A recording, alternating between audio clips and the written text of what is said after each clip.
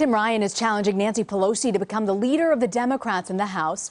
Our Nancy Cordes caught up with the Ohio representative and asked him why he wants to replace the entrenched Pelosi as minority leader and how he thinks that he can make the party more inclusive. We are not talking enough about economics. We have been slicing the electorate up.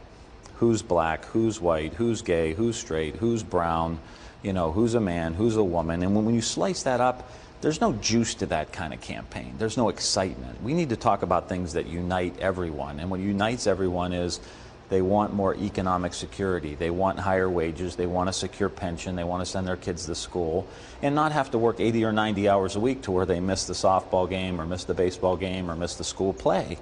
Those are the kind of economic issues we really need to talk about because they cut across all of those demographics, can unite our party with a path forward. We talk a lot about the minimum wage, and I'm for an increase, and we all are, most of us as Democrats.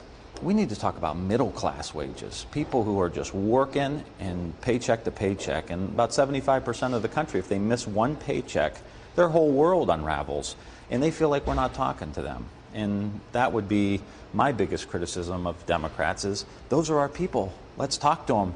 And they're not just white, they're working class, a third of which are people of color. So let's talk to them and bring them back into our fold. CBS News congressional correspondent Nancy Cordes joins me now from Capitol Hill. Nancy, tell me more about this interview and what was the big headline? Well, the headline is that Congressman Ryan says that he believes he's got a lot more support than what we've seen publicly. Publicly, only about a dozen members have come out and said they are going to back him in this secret ballot tomorrow. But he says that he has been working the phones all through the Thanksgiving break and that there are others who have told him privately that they are going to get behind him. Now, exactly how many there are, he wouldn't say.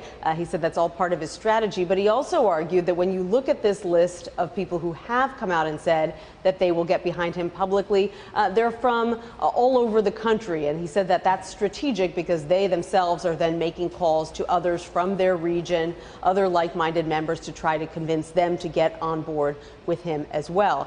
Furthermore, he argued that Nancy Pelosi, who has said since the beginning, even before she had an opponent, that she had 2/3 of the caucus locked up, he essentially said that she pulled that number out of thin air and that he doesn't believe she has the support that she says she has. What's the sense, Nance? Do you think that he has a real shot at potentially taking over the leadership of the Dems in the House?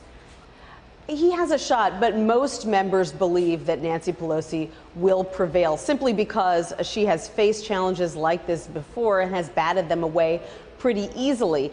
She's tried to do some damage control. She put out a couple of changes that she would make if she's to remain the leader, said she would give younger members more opportunities to hold leadership positions because she knows that that's something that has frustrated a lot of members.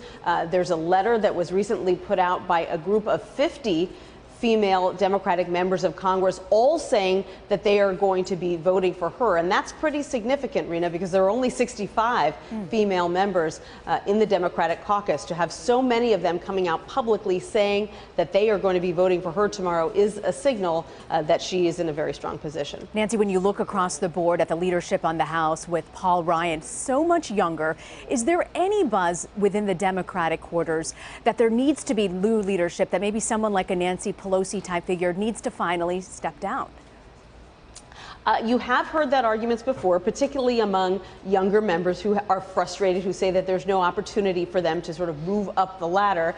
Pelosi has been asked this question many times in the past, not just after this election, but several elections, and she's always argued essentially that that's ageist. Why is it, if she is doing a good job, and she believes that she is, and she keeps getting reelected for the position, why should she step aside simply because she is an older member of Congress? By that logic, she's argued, why shouldn't Mitch McConnell step aside as the leader of Republicans in the Senate? Why isn't anyone asking him to step aside?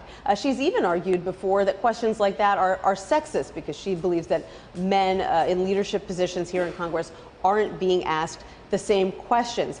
But she does know that there is some frustration within her caucus that something isn't working, that they still believe in their set of policies that they're pushing, but somehow their message isn't getting across, particularly to voters in the middle of the country. And that's why Ryan argues that fresh blood from a member like him who's from Ohio would do the party good. He essentially said, look, if we keep on losing seats, if we haven't been in the majority in a decade, maybe it isn't all Nancy Pelosi's fault, but why would you keep going back to that leadership? Why wouldn't you take the advantage to have a fresh start and see if a new leadership team can do a better job?